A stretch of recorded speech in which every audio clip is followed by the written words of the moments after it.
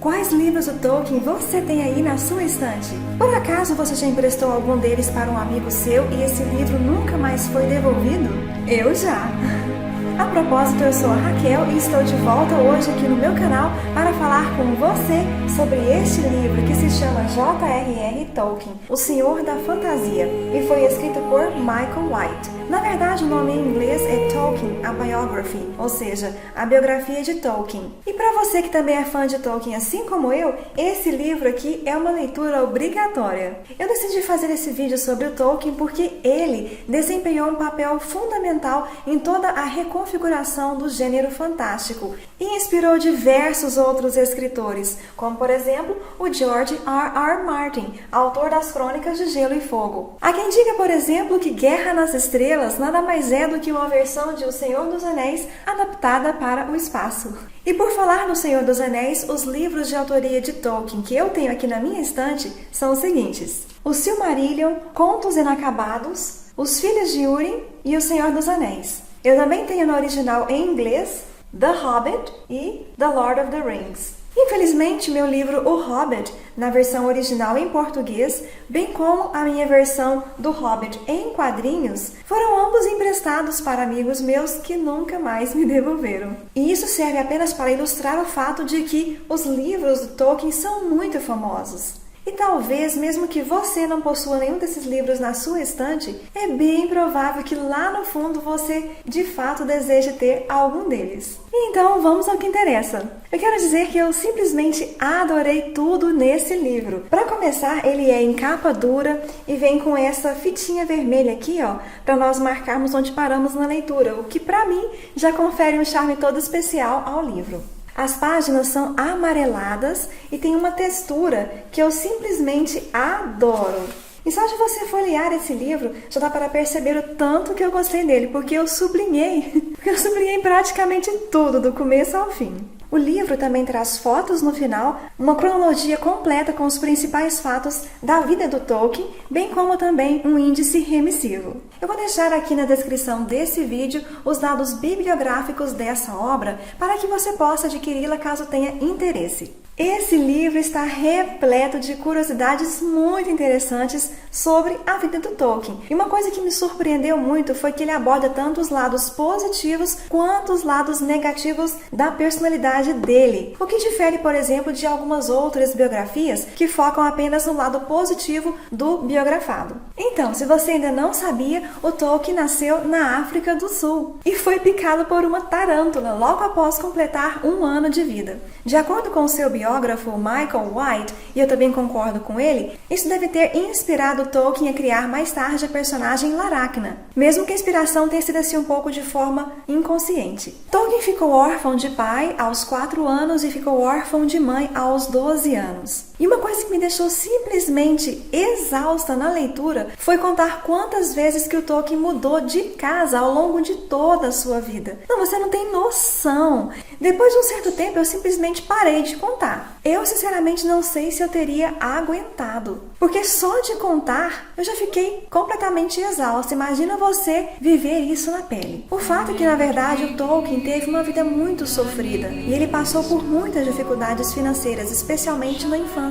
E eu devo destacar aqui também o papel crucial que a mãe dele, Mabel Tolkien, teve em sua formação intelectual. Mabel era uma mulher muito culta e por diversas vezes ela chegou inclusive a retirar os filhos da escola para que eles pudessem estudar com ela em casa, quando ela achava que a escola não estava oferecendo a eles a educação que eles mereciam. Um detalhe interessante é que eu demorei um certo tempo para perceber que Tolkien tinha um irmão e não uma irmã, porque o nome dele era Hillary, e a princípio eu pensei que se tratava de uma mulher, por causa, por exemplo, da Hillary Clinton, que tem também esse nome, mas depois eu cheguei à conclusão de que certamente Hillary é um nome que é usado tanto para referir-se à mulher quanto ao homem, assim como Darcy, por exemplo, na língua portuguesa. A esposa de Tolkien, Edith, era 3 anos mais velha do que ele, e de acordo com o livro, Tolkien começou a namorá-la quando era muito novo, e portanto o guardião dele, que era um padre, proibiu o namoro, porque ele achava achava que o Tolkien precisava focar nos estudos para passar nos exames e ingressar na Universidade de Oxford. Então, os dois se viram obrigados a manter distância um do outro durante um bom tempo. Apesar da distância que mantinham entre si, Tolkien nunca a esqueceu. Eles enfim se casaram e o casamento deles durou 55 anos.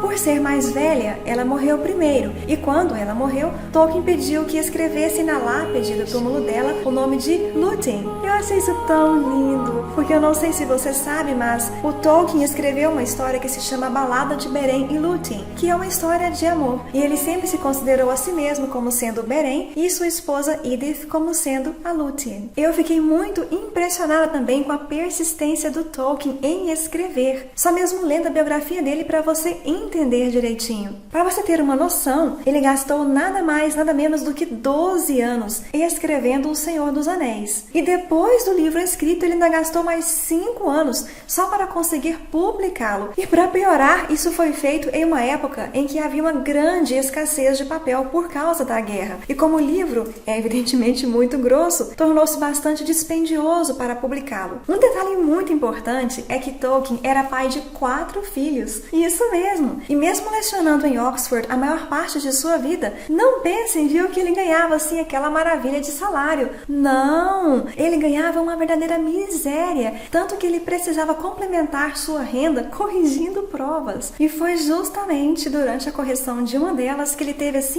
aquele lampejo de inspiração que mais tarde lhe possibilitou escrever O Hobbit. Diferentemente do George Martin, que é um escritor em tempo integral, o Tolkien praticamente só trabalhava nos seus escritos à noite, das 22 horas à 1 da manhã. Então, quando ele finalmente conseguiu publicar O Senhor dos Anéis, foi uma enorme surpresa para muitos de seus colegas da faculdade, porque eles não conseguiam imaginar onde é que Tolkien tinha arrumado tempo para escrever O Senhor dos Anéis, porque ele dava aulas o dia todo. Apesar de ter lutado no front de batalha, Tolkien, é claro, não morreu durante a guerra, mas ele contraiu a famosa febre das trincheiras e por conta disso ficou doente de cama durante a maior parte da guerra. Mas aquela participação que ele teve na guerra, todo aquele sangue, a dor e a barbaridade das trincheiras trouxeram elementos para o trabalho de Tolkien com uma crueldade nova e muito importante. Agora, 2 coisas me surpreenderam demais em relação à Universidade de Oxford. Eu fiquei sabendo aqui nesse livro, por exemplo, que Hitler firmou com a Inglaterra um acordo para não bombardear a cidade de Oxford durante a Segunda Guerra. Eu achei isso simplesmente sensacional e até bastante civilizado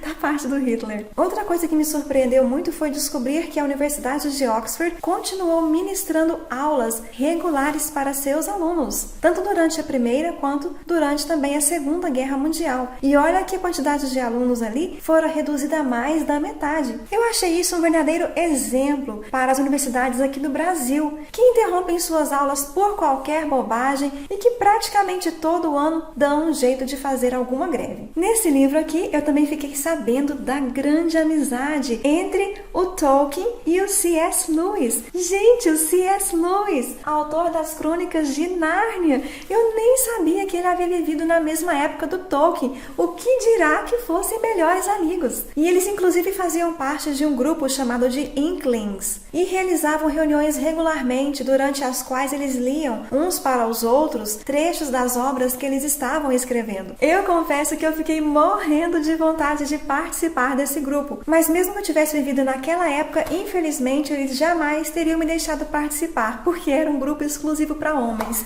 Isso mesmo, uma espécie de clube do bolinha. Só que devido principalmente a um certo lado egoísta que Tolkien possuía, essa amizade entre os dois acabou se desfazendo. E se você gostaria de saber um pouco mais sobre isso, então recomendo que leia esse livro. Outro detalhe muito importante que eu descobri durante a minha leitura foi que o Tolkien era um católico muito fervoroso e que existe sim uma mensagem católica no livro O Senhor dos Anéis. Eu confesso que eu nunca tinha imaginado que isso pudesse ser possível, porque a história se passa em um universo pagão, no qual não há nem templos, nem bíblias, nem altares, nem crucifixos. Mas se formos notar bem, existe uma gentileza tipicamente cristã que perpassa toda a obra. E segundo alguns críticos, o fardo de Frodo ao carregar o anel é semelhante ao fardo de Cristo ao carregar a cruz. Galadriel seria semelhante à figura da Virgem Maria e Gandalf poderia ser comparado a um profeta.